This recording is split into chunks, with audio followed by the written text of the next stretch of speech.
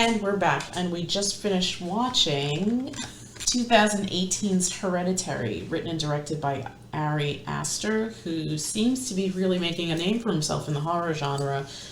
First, this was his big, movie debut, and then he followed this up the following year with Midsomer, which is also a very crazy horror tale.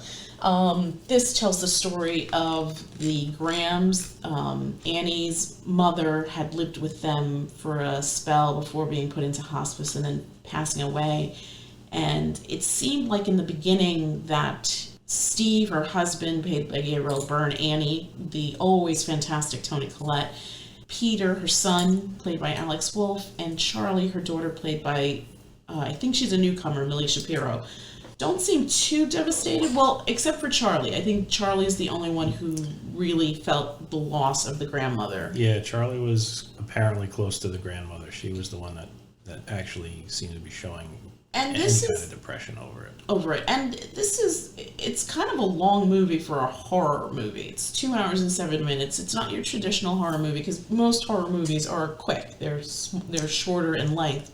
Although I feel like we've seen a lot of longer horror, at least recently. Well, this is the type of horror where it's all about an impending sense of dread.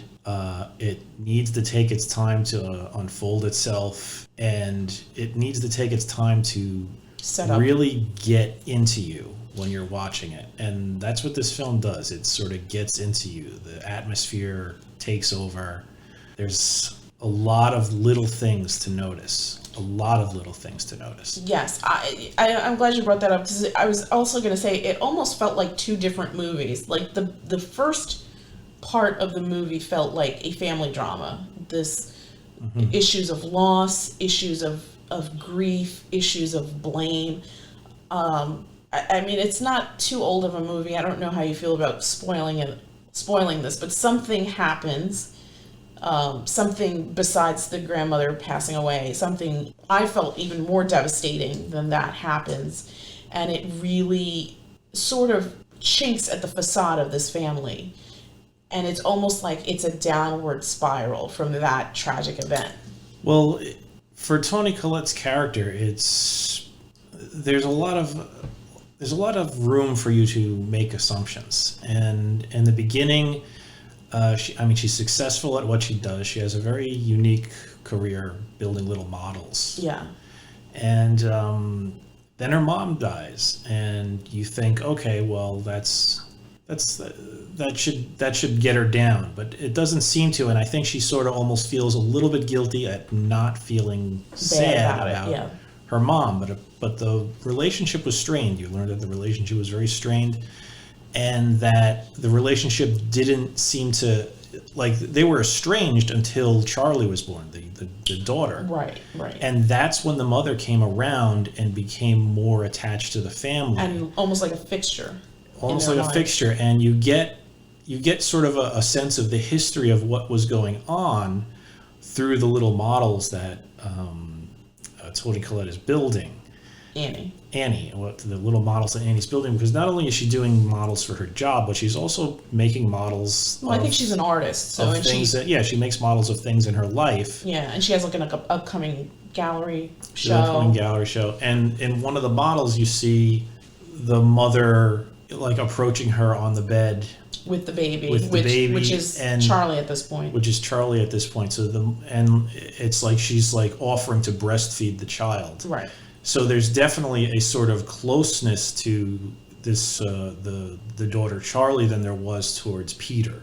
Yeah. I think during Peter's birth there was no contact. I think that was when there was a total estrangement. Right, because even Annie says in that scene, she says that she didn't want to have her mother anything near the first pregnancy, but she felt guilty, so she kind of allowed her. Right, and I think even though like as the story progresses, Annie begins finding out more and more about what's going on. I think part of her knew, or maybe just put it out of her mind. Because there was that whole story about how she didn't want Peter. When she found out he was, and she says, when I found out you were a boy, she did everything to get rid of him. Right. And I think that was part of the reason why she did Right. everything to get rid of him, was because she knew That something bad being would male happen. was Bad. important to what folds in this Story. crazy story. Yeah, yeah. This is a very layered story. There's a lot of stuff going on. There was a part where, you know, something happens, and I really did not expect this to go where it went. Initially, I thought with the title, like Hereditary, I thought it was like maybe there was like some sort of weird genetic experimentation going on. The daughter looked so strange. I don't know if that was a prosthesis Yeah. or if it was some sort of chromosomal issue. But yeah, you could tell that the daughter was not a normal, healthy child. There was something going on with her, and she was a quiet girl. She didn't seem malicious. No. I mean, she had her strange habits, that whole thing that Yeah. she would do, which Was creepy. I gotta, yeah, that noise, that little noise, becomes a very scary thing in this movie. Yeah, And especially towards the end. especially towards the end, but the first time you hear it, when you're not expecting it, it makes you jump. Yeah.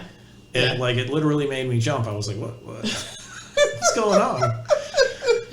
And I'm assuming it's makeup or something oh, okay, that's what she looks like. Yeah, there was definitely some sort of makeup going on to make her look. to make her look strange. Like her Yeah. forehead looked almost dented. Yeah.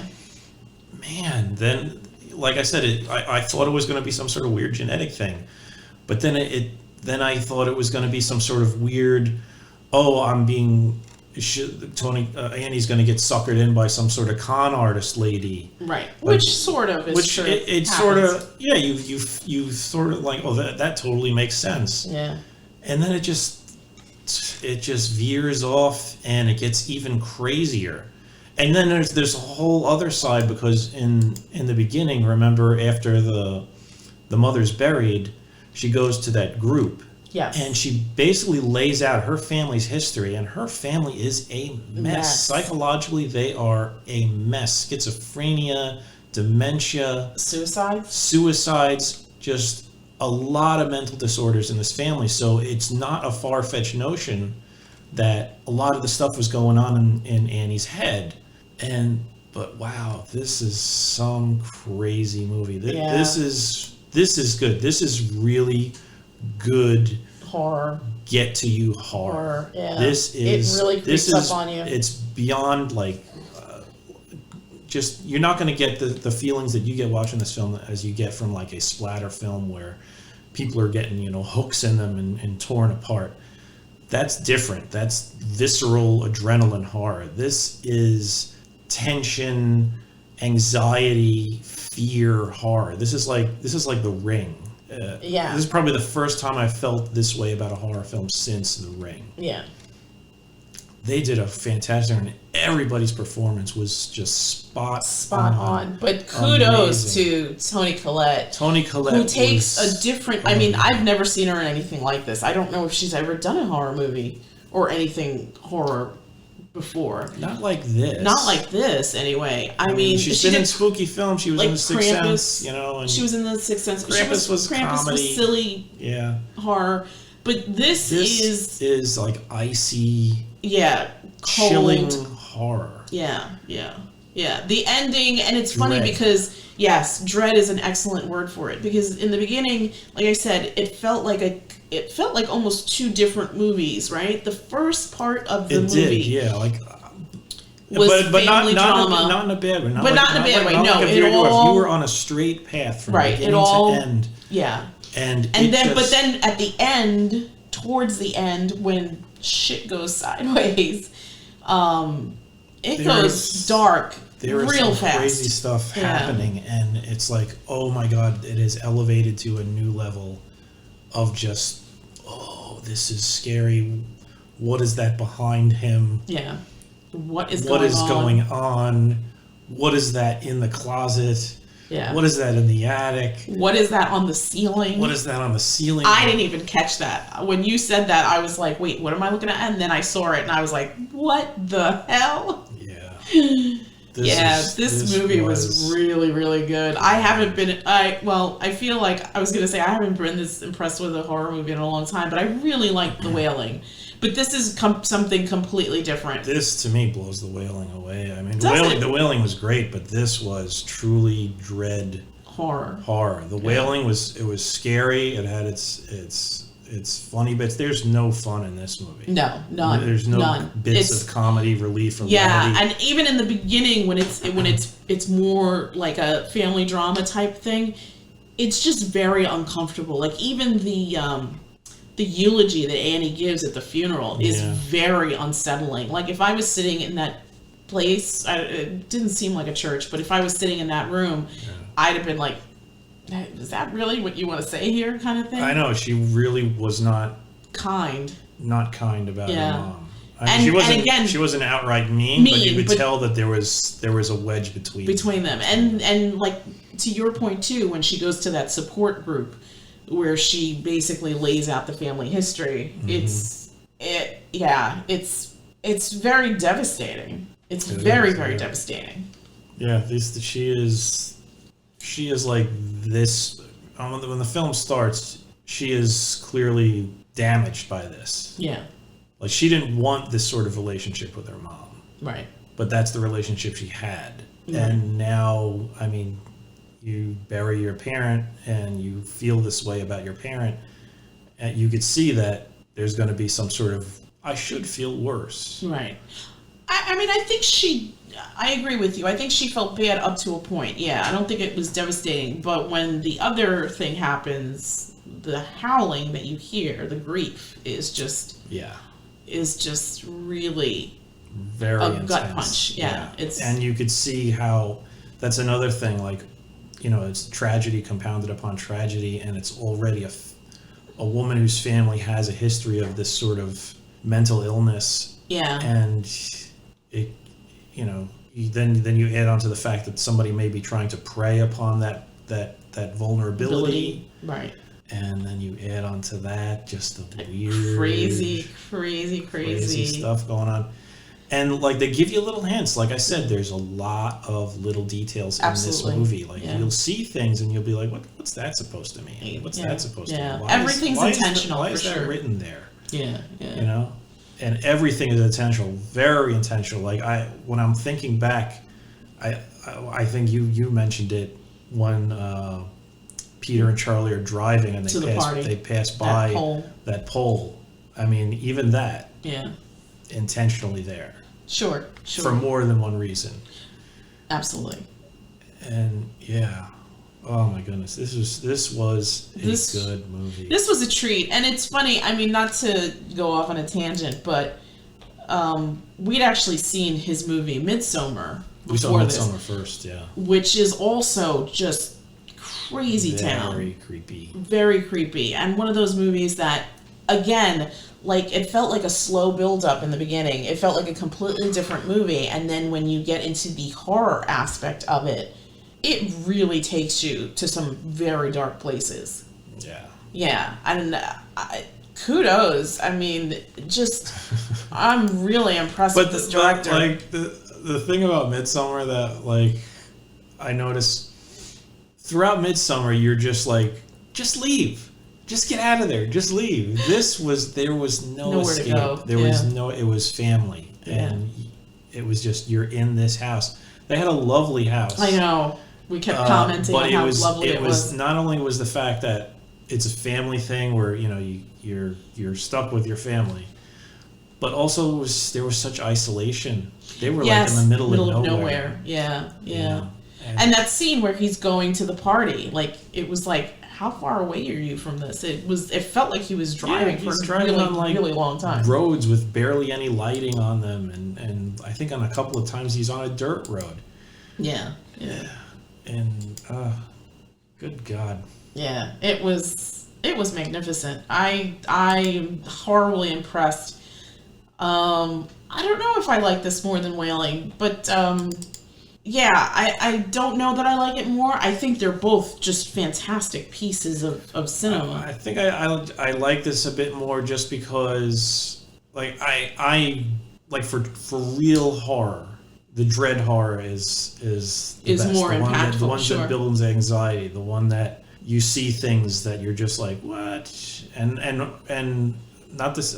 I mean, The Wailing had that. Yeah. It did, but there was also There was more going on. there was more too. going on. I think Hereditary paces better than The Wailing did. There's no ambiguity in Hereditary. No. Like, you know what's going on at the end. You see a lot of people that you saw throughout the movie. Yes, that was very strange too, wasn't it? And you're just like, oh, that's the guy from there. That's the guy from there. Mm-hmm. I think it was just better paced. Yeah. You know, I feel like the Hereditary moved faster for me than The Wailing did. It did. And they're both like I said, pretty long. I mean, I they're both- think the other one's half an hour more. Yeah. But still, this one definitely. But I think also to your point about like dread horror. I think dread horror. I agree with you. It's more impactful because it's like a slow build up. It's a slow build up. There's a lot of visuals. Yeah, it's almost like it simmers inside of you. Yes. And it resonates harder when like those beats come that are just like, Yeah. you know? Yeah. And that really gets Yeah. to you. The even like the dreams when Yes. when Annie was dreaming, or Yes, maybe it were was Peter crazy. who was dreaming. No, it was Annie. They were all Peter had some dreams too. Oh yeah, he was arguing with her, like right? when he like when he sees in the corner of his room. Yes. Wow. Yeah, very creepy, oh my god, so creepy. so much dread, so much unease throughout the whole piece. It's almost, by the end, it's almost suffocating. Yeah, and the end just goes crazy. Balls to the wall crazy, yeah. I mean, when he looks up at the end and he sees... Yeah. Woo! And you're just like, what is going on? I think at one point I squeezed your knee really hard. I was like, what? What? And like, even when we're watching it and like we hear something in the kitchen, we're just like, what? What's going on? Where's that light coming from? You know? What is that noise? Is it rain? Is it noise or is it light? Yeah.